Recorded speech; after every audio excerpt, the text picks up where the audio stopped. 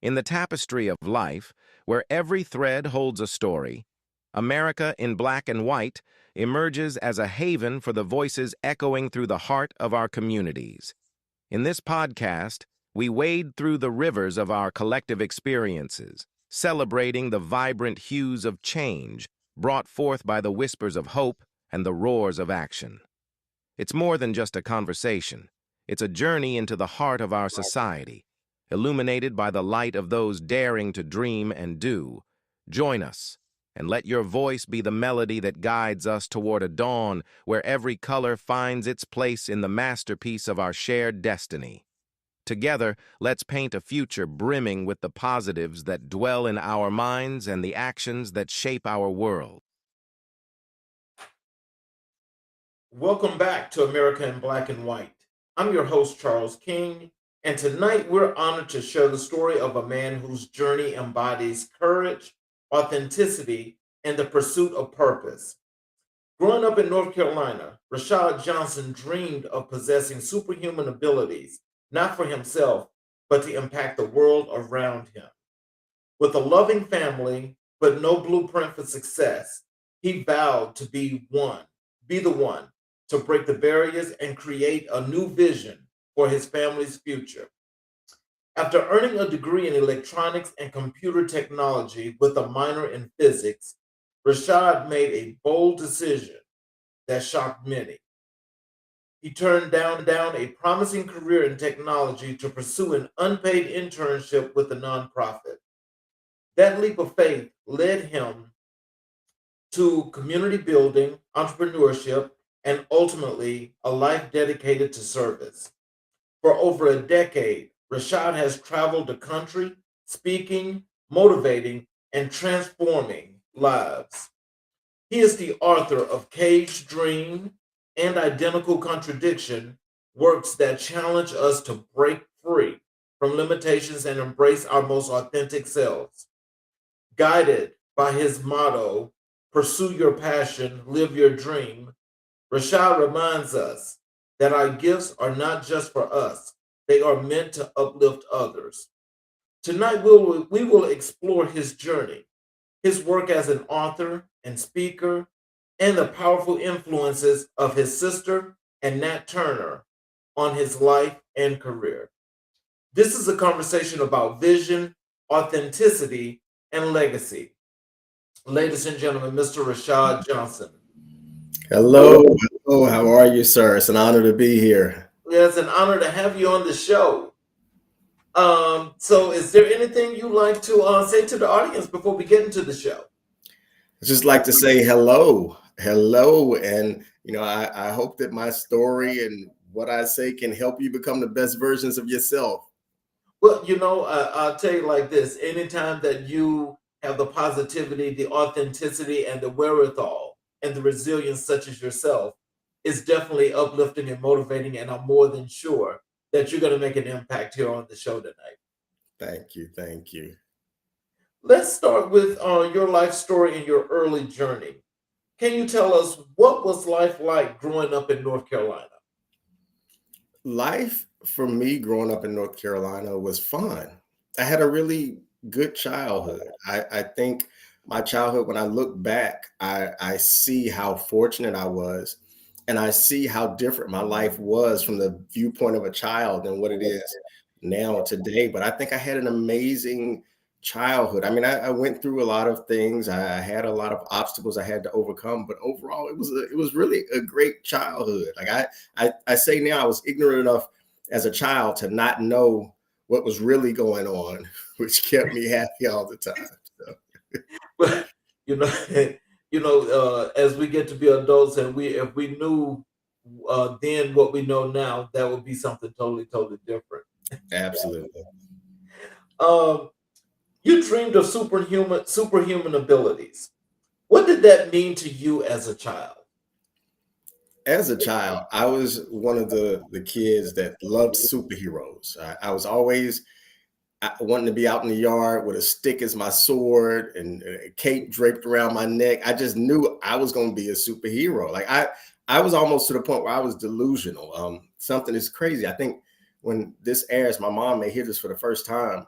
when I was about maybe 5 years old, 5 or 6 years old, I really thought that I was a superhero. I remember playing in the yard with my uncle one day and throwing a frisbee, and the frisbee was thrown on top of the house. And he said, "Hey, let's get the frisbee down." So he put the ladder up to the house and he was like, "I'm gonna put you on my neck. I'm gonna let you get it. I believe you can do it." Got on top of the house, threw the frisbee off. He said, "Hold on."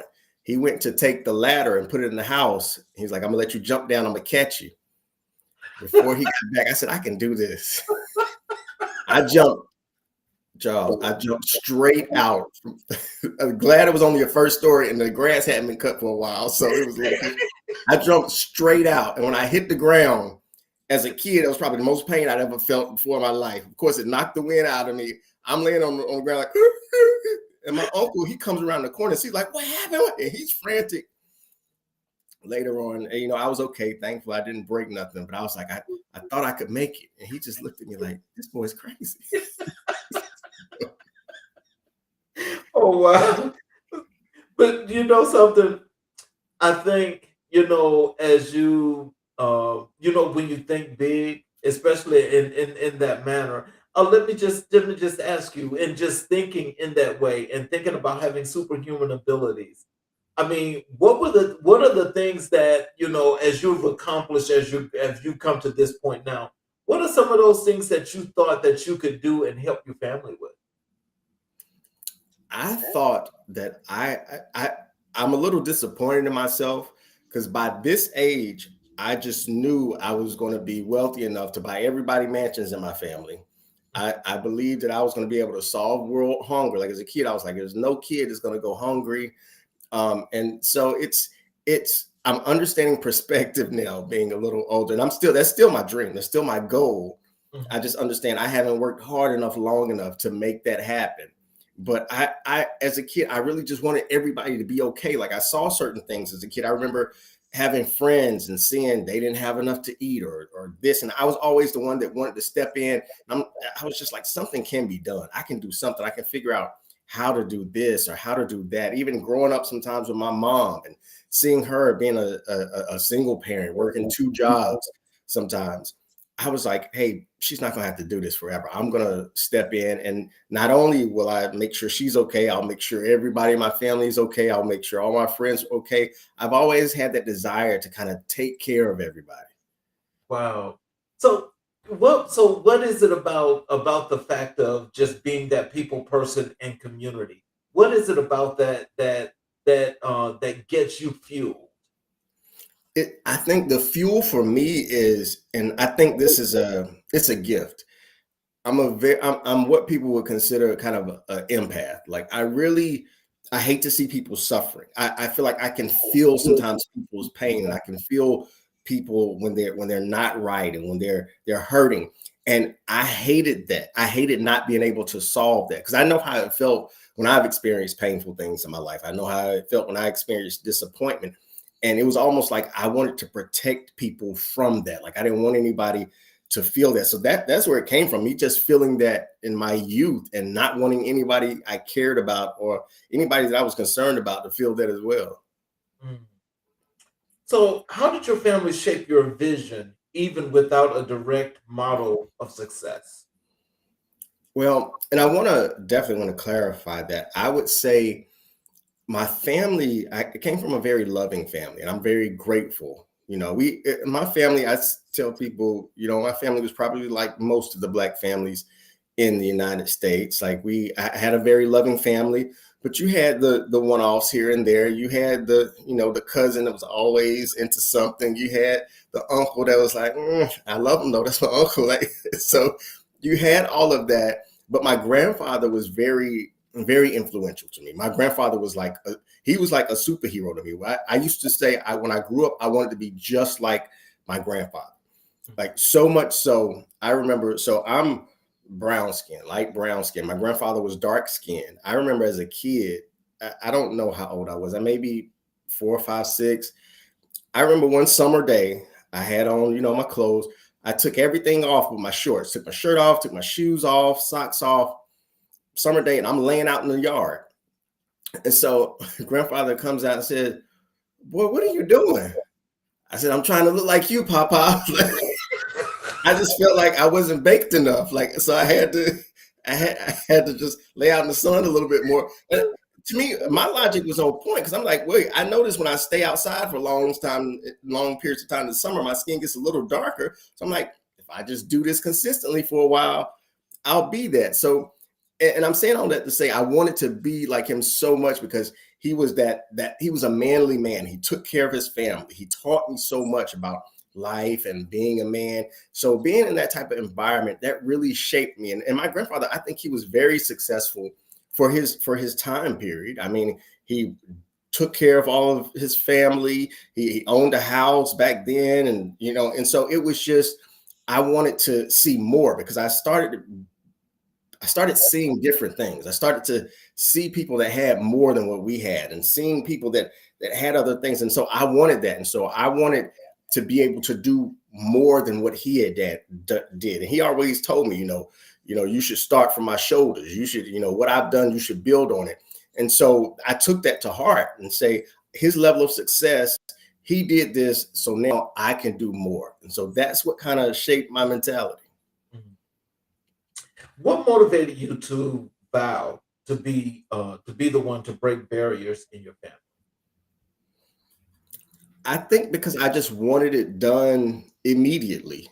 Like I saw, and not to say I don't want to paint the picture that nobody in my family is, successful. That's not the case. Right. But as a kid, I saw, like, I understand this is from a mind of a superhero. Like I saw people achieving a level of success, but I'm like, I'm looking up here. Like I need the mansions, I need this. And it wasn't all about the material, but I just wanted the ability to see what I saw. I remember the first time I went into a very wealthy neighborhood in my hometown and was driving through, and I just started thinking, like, wait, why don't we live here? Like why aren't we here? And so that really motivated me. I mean, even meeting different people and meeting all kinds of people. I met a lot of people that had less than me, but I met people that had more than me too. And I just thought, well, being a superhero, it's possible. I got to learn how to tap into these superpowers and make this happen. And so that's always kind of been my mindset. So, how did your degree in electronics and computer technology with a minor in physics influence your perspective?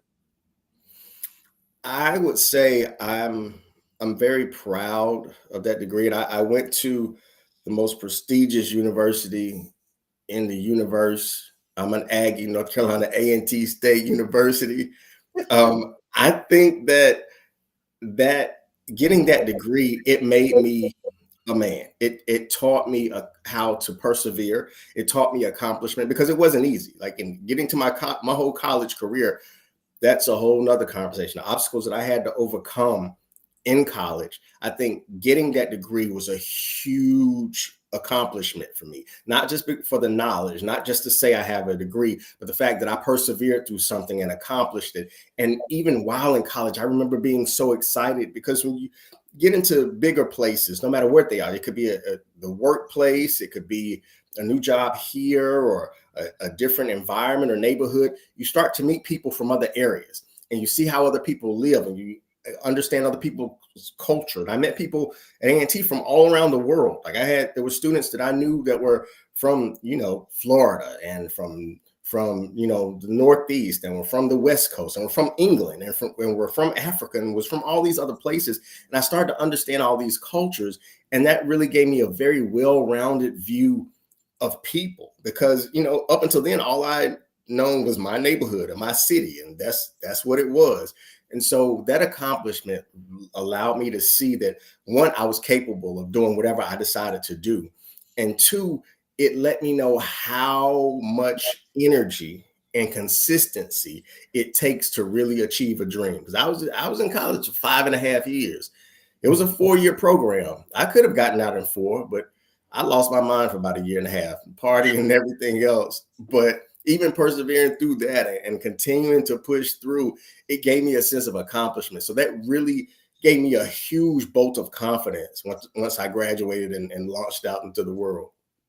So, with that perspective, is that what helped to influence you being so multifaceted in the many things that you do? think it did. It did, because I saw people that had other talents and had other gifts and abilities and were able to do other things that I couldn't do and were very great in areas that I wasn't.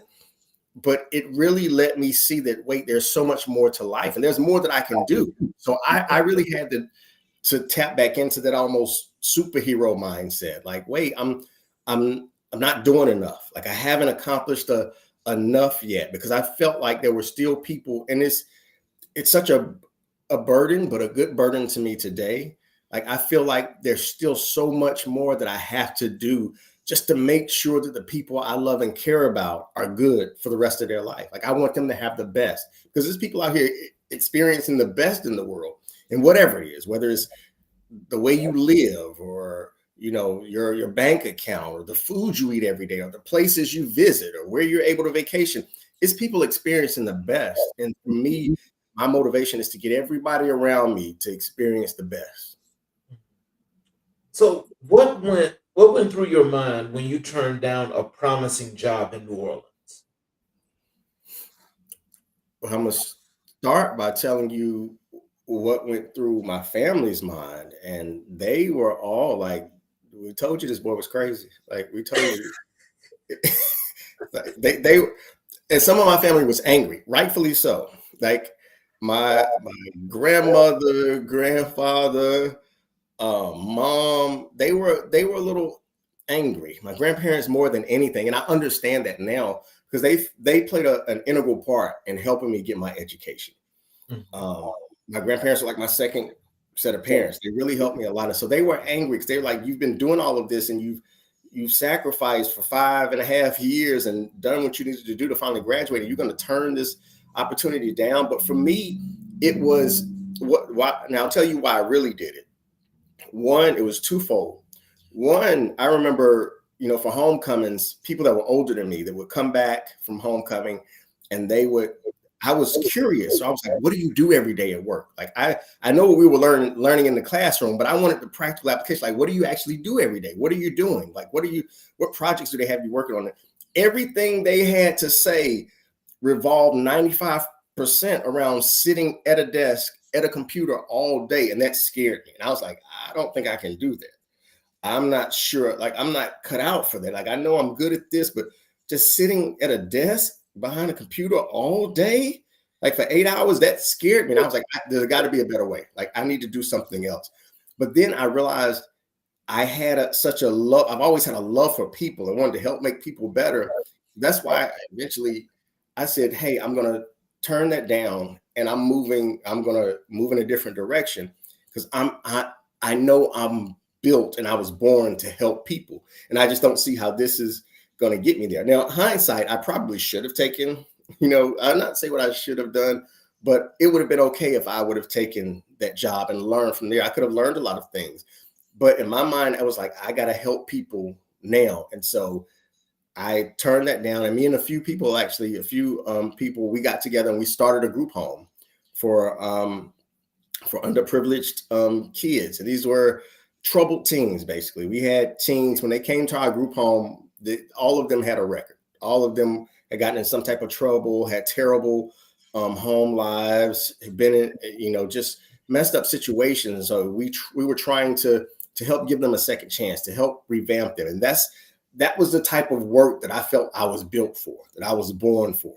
And so that's why I did it. I'm grateful that I did it. And I eventually got back into the tech world, because the last several years, or last almost, wow, I'll say that out loud, the last almost 20 years, I've been working in some form of, it's crazy when you say it out loud. Like, I've been working in some form of, technology initially, but it's me turning down that job opportunity was about me just being true to me and saying, Rashaad, I'm supposed to help people. I don't know why. Now, some of it was youthful ignorance, because I think still that money could have helped me help people so much quicker and so much better. But I don't regret it, because I was true to myself and said, this is what I'm supposed to be doing. I'm supposed to be helping people. So that's what I did. I'm going to tell you, I think anytime, when you get to that point, because it seems like you were at a reflecting point. And what it sounds like to me is that, you realize that yes, you did get that degree, but it sounds like doing the work with people was so much more for you. And so, in looking at that, and again, going back to perspective, like when the group home that you guys have started and you got this nonprofit going and you're doing all this wonderful work, what is it about this sector and really just pulling these people in and making an impact on these lives that impacts you? I really, I love to see people become better. And it Mhm. makes me happy to see people happy. And me helping them become better in every area of their life, and that leads to them becoming happier. That leads to them becoming more confident with themselves. That leads to them becoming more content with themselves and happier with life overall. And so I really wanted to push that. Like that was my goal. I hate to see people suffering, and that's a huge blessing. It can be a curse sometimes because you feel like you want to save everybody, and that doesn't end well all the time. But I'm grateful that that has been my mindset. I'm grateful that I went through all of that. I'm grateful even after the group home, I started teaching in alternative schools, and so these are the schools. Of course, alternative school is just when you get kicked out of public school. This is where you have to go. You've done something behavior wise, get kicked out, and so that was the population I always I dealt with for a long time. The people that nobody else wanted to deal with, the kids that nobody else wanted to reach, the kids that everybody else thought were just, terrible and unreachable. And I want to tell people these kids are not bad. I know they do bad things, but most of these kids, all they need is love and discipline. And you can't have one without the other. I've learned that, and I'm not saying this as a theory. I'm telling you what I've learned from years of working with you. These kids need love and they need discipline, and you can't have one without the other, or they're going to suffer. And so that's what really pushed me to see. And I think with it being kids, it touched a different place in my heart. Like adults, I don't want to see adults suffer, but sometimes I'm like, you were stupid. You need to suffer for that. Your decisions you made, you deserve that. It's going to teach you a lesson. But kids, I'm like, it stirs something different in me. Mhm. How did how did that unpaid internship change the trajectory of your life? So that changed a lot. And I'm gonna tell you, it started before that internship. So let me tell you what led up to me making that decision. So I know we talked before, and I was telling you, my sister is one of the people that in, I do this for her. So my sister was killed my last semester in college. So my last semester in college, middle of the semester, I have 21 hours. Like full load is only 15. But again, I was in school for 5.5 years, played around, partied. I had to take 21 hours that semester to graduate. I had to get special approval from the dean just to take that and he fought me on it. He was like, Rashaad, just take half this semester and the other half next semester. I told him I can't. Like I've been here 5.5 years. I have to get out this semester. Like I'm scared if I don't get out this semester, it's going to linger on for another year and another year. So I said, I have to get out this semester. I'm going to do whatever I have to do to pass these classes. And these weren't any light classes. These weren't elective classes. Like I had electric circuits classes. I had physics classes. I had all of this my last semester. The middle of the semester, my sister gets killed. And at first, I was just like, I'm done. I'm gonna just have to start all over next semester. I thank God at the time I had a mentor, my big brother. I call him my big brother. He's like a brother to me. And he sat down and had a conversation with me. And he said, Rashaad, I know this is the most devastating thing that's ever happened in your life. I know you're hurt, you're devastated, you're not feeling up to it. But he said, you have to finish. He said, you have to continue. He said, he was like, and I don't want to sound heartless, but I want to tell you as a man and as a Black man, this is life. We don't always get to choose how our life goes, but the measure of a man is how he responds after difficulty, how he responds after tragedy, how he responds after disappointment. And he was like, you have it in you. I know it's going to be hard, but you have to finish. And so I really buckled down.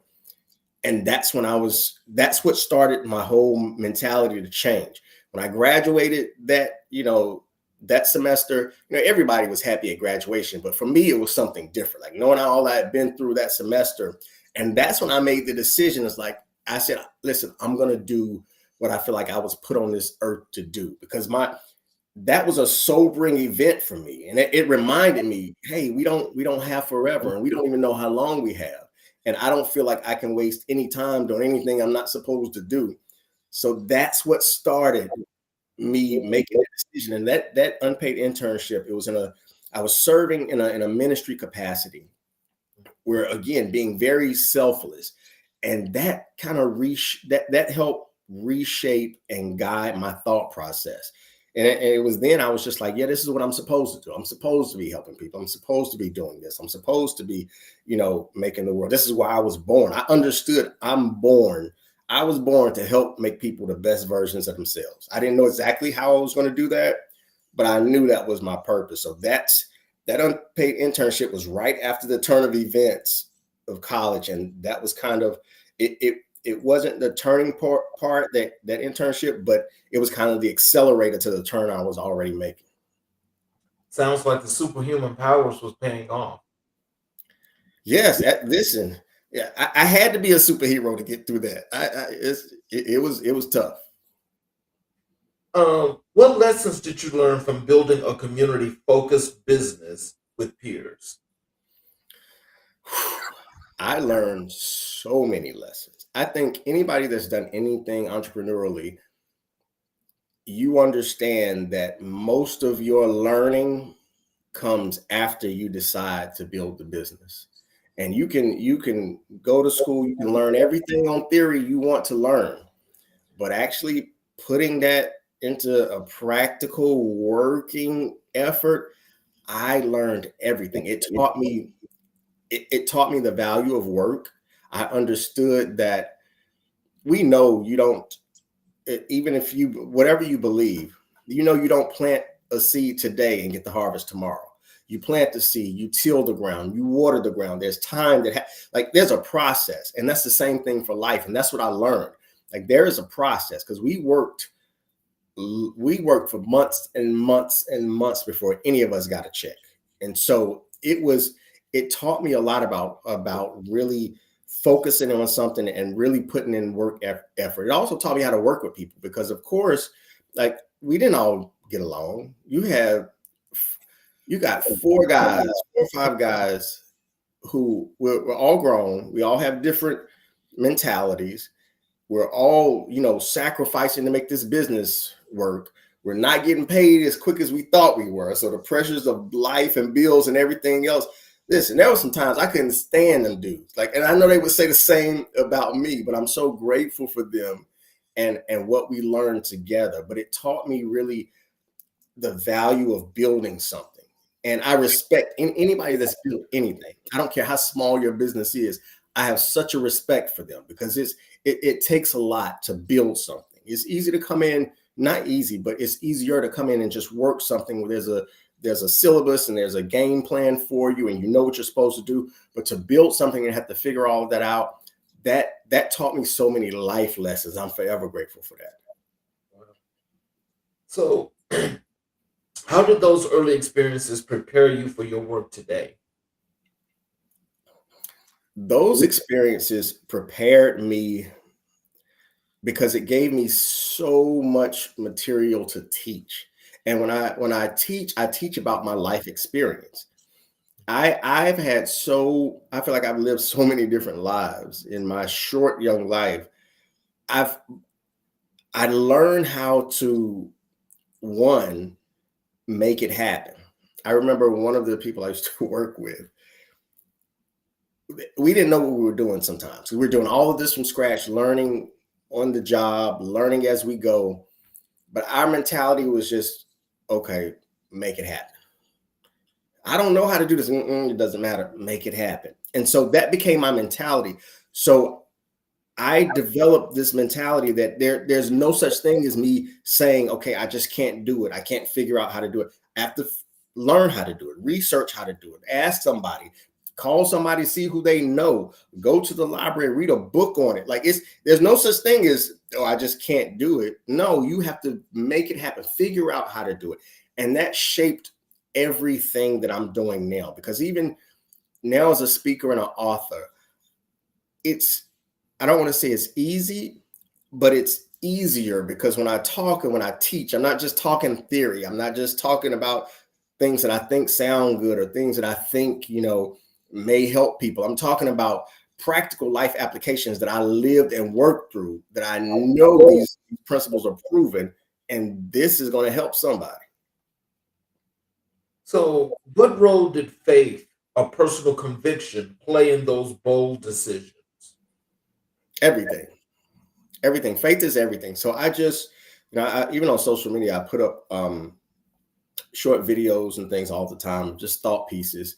One I just put up, I put it up years ago, and it's not controversial at all. There's been some people thought it was controversial. I don't think it's controversial at all.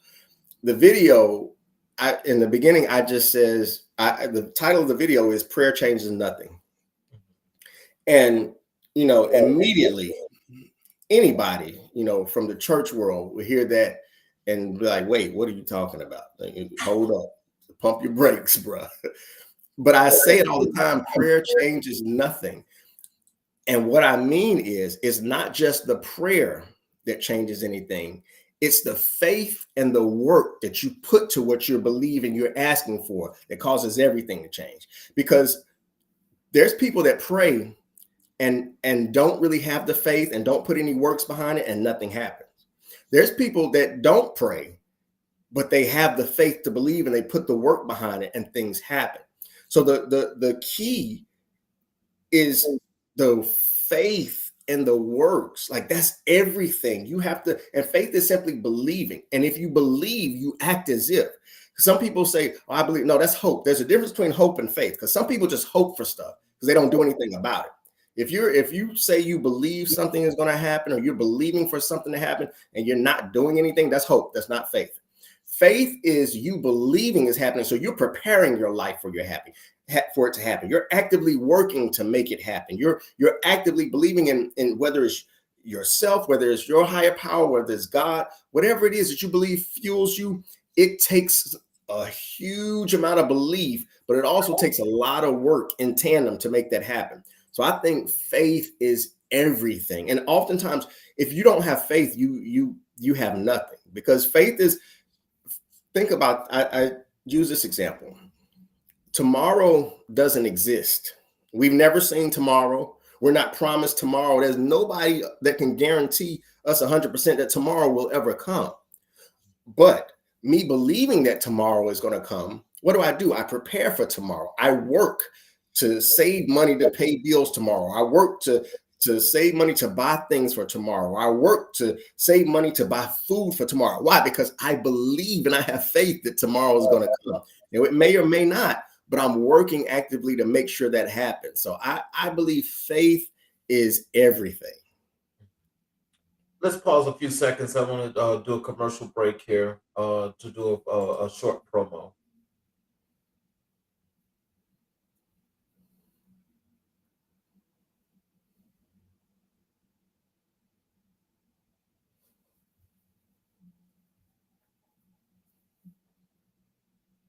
Thank you, sir. So let's transition over to your work as an author. Can you tell us what inspired you to write Caged Dreams in 2016? Let me tell you what inspired me to write that. I was working in corporate America at the time, and it was two reasons, but it was one event. I'd always felt like there's something more, like that I'm supposed to be doing something more. Because again, and it's not like I hadn't tasted that, because right out of college, started doing my own thing, helping people. But after a while, I was working as a teacher for a while after the group home. And I worked as a teacher for a while until I realized I had some very lofty goals and some very big aspirations. And that teacher salary just wasn't getting it. So that's when I went into the IT field. I was like, let me use this degree I got. So I went into IT, started making more money. In 2016, I was working in the IT field, doing IT sales at the time. And there was this, I don't remember what his title was. One of the big wigs from the company was coming in to talk to us. He had a meeting with my department, and he told this really corny joke that wasn't funny at all. And everybody laughed, and I giggled too. And I was like, and I immediately got mad at myself. I was like, wait, Rashaad, why are you laughing? That wasn't funny at all. Like, why? I got angry with myself. I was like, why are you laughing? Because it wasn't just about the joke. It was like, okay, wait, why did you do that? Why did you feel the need to have to want to even fit in? Why did you feel the need to have to want to be accepted by these people? Like, why did you even feel that? And so that's what started me writing Cage Dream. And Cage Dream was literally me knowing that I had a huge dream on the inside of me, but I felt caged by my current circumstances. I felt caged by that job. I felt caged by just the mentality of a job in general and me not doing what I was doing, because even though I was doing well on the job and I was making money, I feel like, okay, my 40 hours a week is going to just really, when you boil it down, is going to help make rich people richer. Like, I'm not affecting anybody's life like I feel like I was born to do. So that's what started Cage Dream. That's what started me writing Cage Dream. And when I started writing that book, I actually never wanted to be an author. And so the flip side of that is the honest flip side. That's true, but this is also true. I was a speaker and I started speaking. I had a mentoring group that I was doing because I was still doing that on the side. And I remember one of my mentors said, hey, as a speaker, you need to be seen. And he said, Rashaad, you have a big wealth of knowledge. You have a lot of experience. But as a speaker, you need to be seen as an expert. He was like, you need to write a book. He was like, because once you become an author, people look at you a little different. You know, you have all these thoughts in your head, but once you become an author, there's a little more respect that goes with that. And it'll help you in your speaking career. And that's honestly why I started writing my first book, because I never wanted to. I was the type, let me tell you what I said. I remember when I graduated from college, I remember I told everybody, I said, listen, the last book I read, that's going to be the last book I read. Like, I don't want to read another book. I don't want to, I didn't. I didn't, to this day, I read and I have a library here full of books, but I didn't necessarily like reading. Like, even in school, I didn't like reading. I love science and math. I hated reading. I'm like, why? I didn't like writing. Like, I like creating, but I didn't like it. And so I remember my mentor, he told me this, and I tell my kids this, I tell my other mentees this to this day. I said, I don't really, like that. And he was like, you need to read this book, you need to read that book, you need to read this book. And after you read those books, I think you need to start writing a book. And I was like, I read all these books. Like, I was like, I don't really like reading like that. And he was like, okay, you don't have to like it. You just got to do it. And he just went on to the next subject. I'm like, whoa, wait a minute. Like, he just treated me like a kid. He was just like, you don't have to like it. You just got to do it. But that stuck with me. And I was like, you're right. That's the best thing for me to do. And so I've adopted that mentality. And to this day, I tell myself that, Rashaad, a lot of things I don't like doing. But I have this mentality. I don't have to like it. I just got to do it, because it's not about what I like. It's about the desired outcome. And so that's how I got on the road to becoming an author and penning my first book. Wow. What message did you want readers to take away from that book? From that book, I wanted them to understand that if they had a dream, they should pursue it, period. Right now, today. You should start today. Because that was what I started doing. I had a dream. I wanted to do certain things, but I hadn't really put the effort to doing it that I know I needed to until I started writing that book. And so even with that book, I wanted people to read my book. And this is what I really honestly want. I wanted people to read my book and immediately start working on their dream. Whatever that was, immediately get to work, not just be inspired to dream, or not just be inspired to to think about something, but I wanted them to get to work immediately. Like even in the book, I put in the book, it was very intentional. After every chapter, I would ask questions at the end of the chapter. And after every chapter, I have a few pages, few blank pages with lines just for people, to document and write down those questions. And again, that's not for me. I'll never see all those books, but I wanted to give them a blueprint to help them develop a blueprint to start working on their dream immediately. That's what I wanted from that book. Oh, wow. Can you tell us, how did writing Identical Contradiction differ from your first book? Oh, good. So Cade's Dream was just my first shot at being an author and learning how to write a book and learning how to put thoughts down. And I'm forever proud of that book. Identical Contradiction is like me taking the gloves off a little. There's certain things in Cade's Dream that I may have thought that I wouldn't say, or I try to phrase it another way. Identical Contradiction is not that. Like Cade's Dream is very, most kids, it's okay for them to read it. Identical Contradiction is the same thing, but I let people know, listen, I'm gonna cuss every now and then. Just me. Like it's not just to do it to be doing it. It's just authentically me. Identical Contradiction, even the picture. So I'll show you the picture was very important for me. Like, so this was my idea. And so even the picture, I wanted people to see the two versions of me, because both of these are very much me. I mean, you see the guy in the emoji shirt, you see the guy in the suit as well. Both of those are me. It's sad, but depending on how I'm dressed all my life, I've realized that people treated me different. People addressed me different. And in Identical Contradiction, I talk about the different sides of a person and give people permission to be whoever you are, whatever sides of you there are, because sometimes we feel like we have to do this and we have to fit in this box and we have to do this to be successful. And Identical Contradiction is where I'm very honest and raw. I talk about how I know the decisions I made. I know it cost me in my career. And I tell people, I talk about being your authentic self, but just the reality and the honesty of it is, you being authentically you in this world, it's going to cost you sometimes, because everybody isn't ready for that. Everybody isn't accepting of that. And even in the professional world, I make it very clear. I have a lot of mentees. I talk to a lot of younger people. I teach them how to be professional. I teach them how to operate in a professional setting. I teach them all of that. But I'm also, more importantly, teaching them, be authentically you.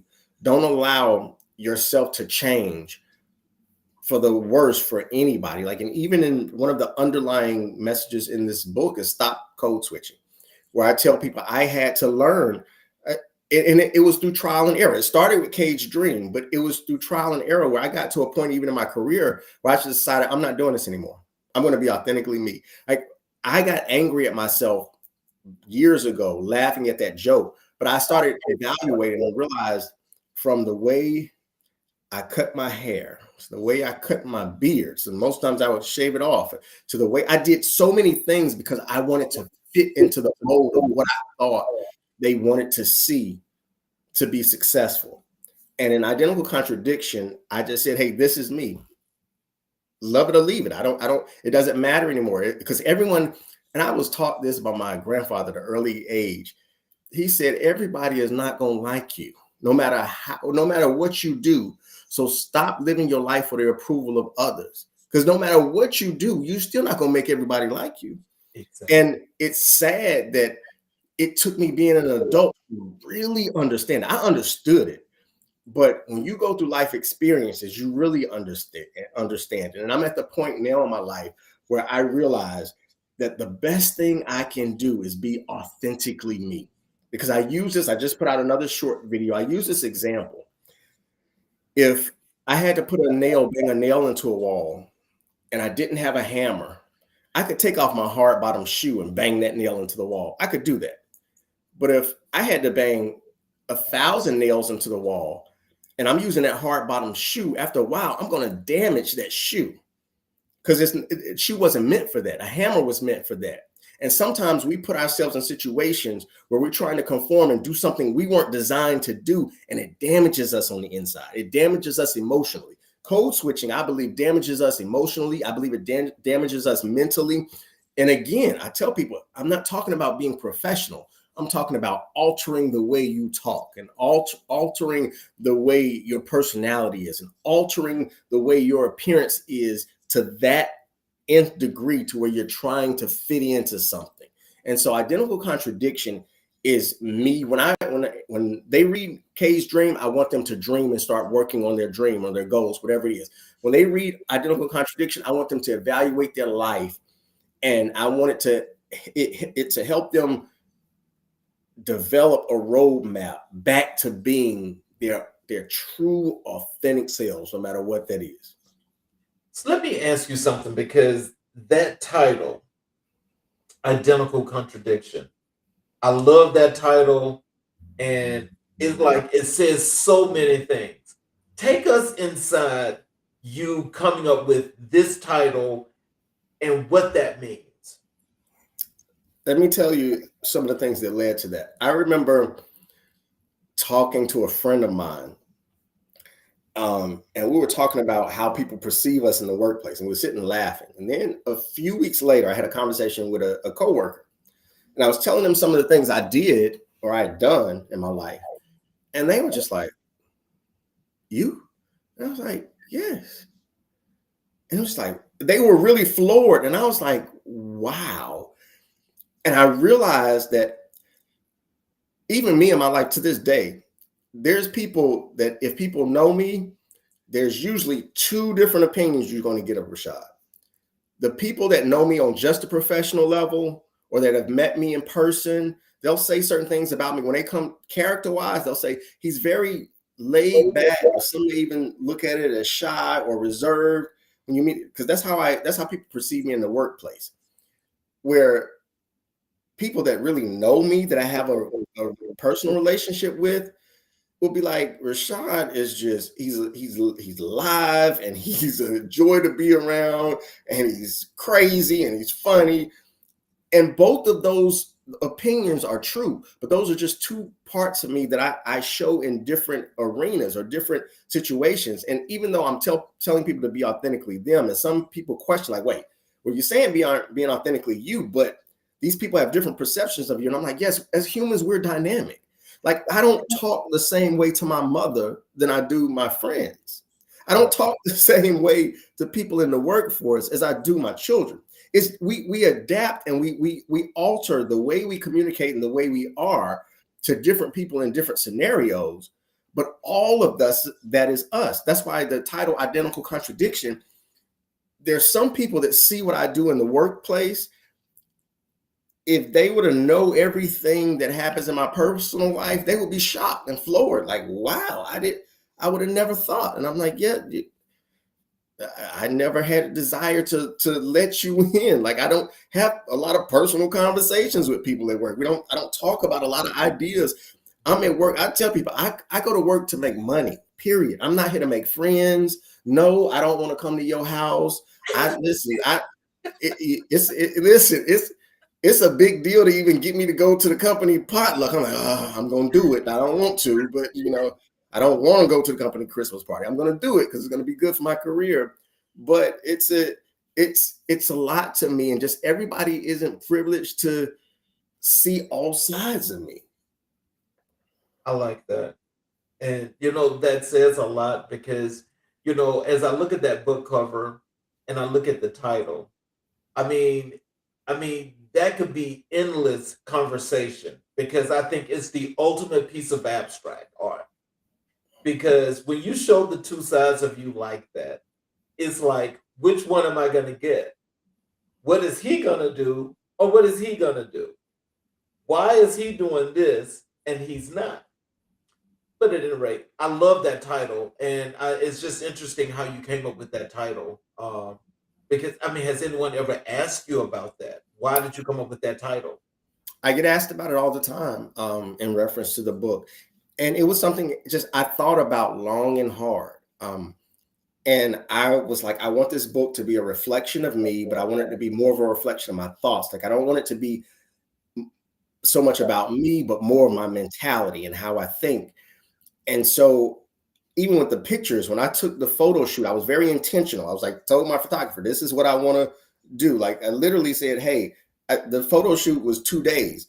The first picture was me, was in me in the beard. And the second picture, I shaved everything off because I wanted people to see those different versions. But what I did leading up to that, I had different covers and I surveyed a lot of people and I would ask them, which picture do you like for my cover? And I didn't have the pictures, both of them side by side.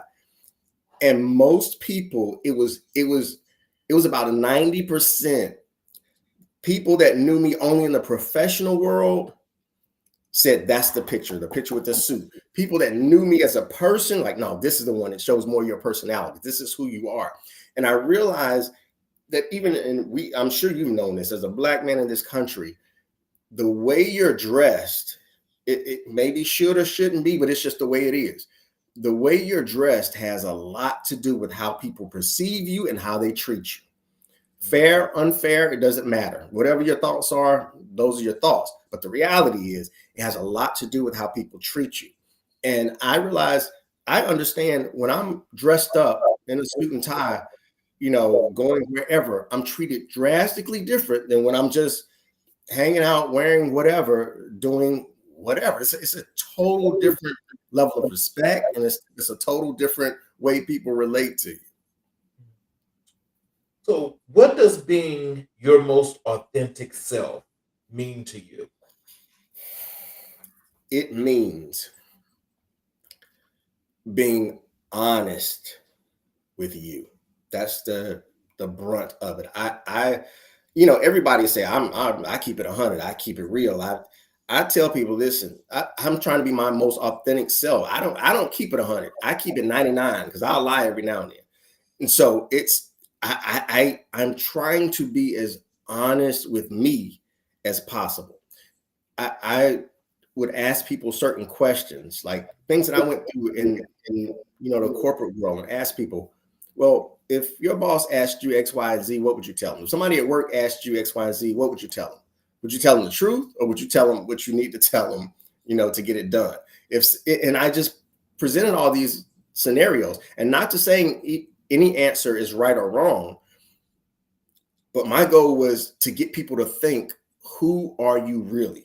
And what do you really think? For example, sometimes the way I dress, people, I will say every now and then, things that I wear, I know it's not in style. Like, it's not what people are wearing right now.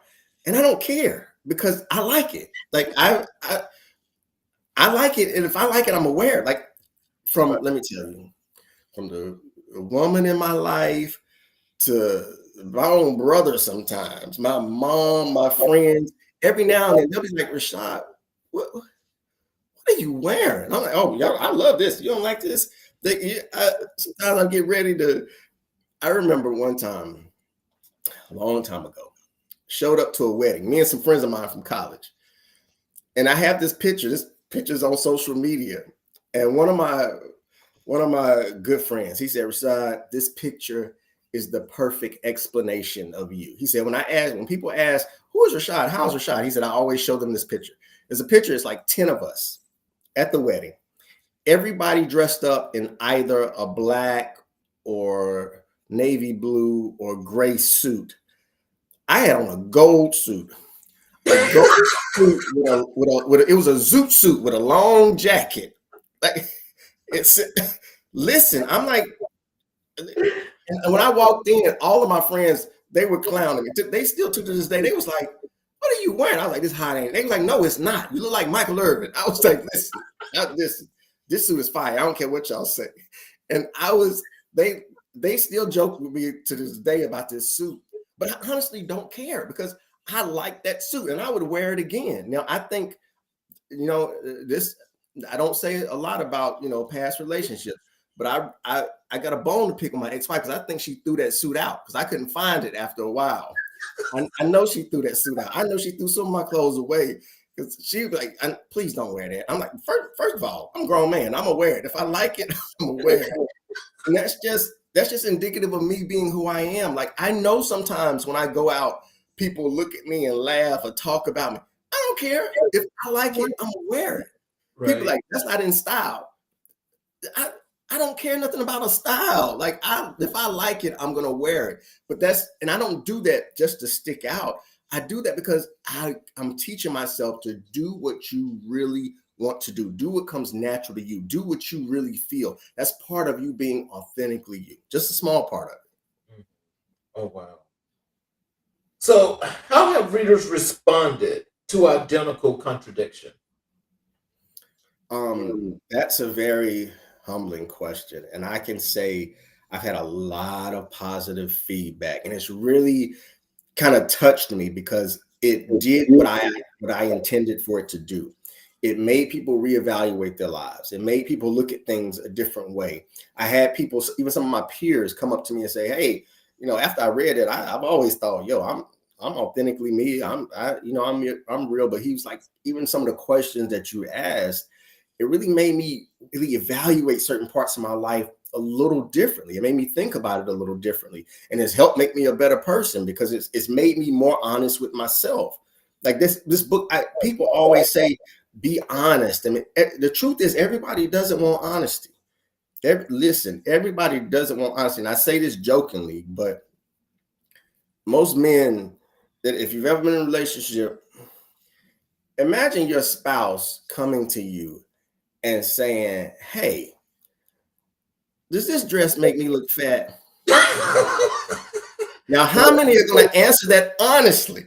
How many are going to be honest? Now, I'm not saying what I'm going to say in that situation, but I've said before, I find a way to not lie, but I'm trying to be as honest as possible too. But I say that to say, I use that example to say, people really all the times don't want honesty. People talk about keeping it 100. Everybody doesn't want honesty. They say they do. They want you to be honest about most things, but everything, they don't want you to be honest. Like, think about if the person you were with, you out, and they like, I don't know why people ask these stupid questions, but you think that person looks better than me? Everybody don't want honesty. Some people just want to feel good and they want their ego stroked. And so now I've been in a place where I've had to sometimes, getting it right. Sometimes you go far left, sometimes you go far right. Like it's a balancing act. Because I've been in the opposite sides of each spectrum, giving the wrong answer sometimes. But it's a balancing act to be honest with people and still learn how to be compassionate and still learn how to care for people's feelings. But my goal is to be as honest with me as I possibly can. Oh, wow. Let me ask you this, because you speak philosophically a lot. Are you a big philosophy person? I am. Okay. I love philosophy and psychology. I Okay. I was about to change my major to psychology when I was in college. I took one psychology class and I fell in love with it. It was industrial psychology. I will never forget. I fell in love with it. I was like, I'm changing my major. Like, it's all about psychology because I want to know. I love diving in and learning how we think and why we think the way we do and why we operate the way we do as humans. Like, I love that. I can talk to people about that all day long. The only reason I didn't change my major to psychology, I actually went to my advisor and said, "Hey, I want to change my major to psychology. What do I need to do?" I went to somebody in the psychology department. They said, "Okay, well, you're a technology major, so not too much is going to transfer. So it'll be about another 3 years for you." I was like, never mind. I got to get up out of here. I can't take too much longer. But I love philosophy and psychology. I love humans. Like, I love the way we think. I think human behavior is one of the most amazing things there is in the world. What challenges did you face in writing and publishing your books?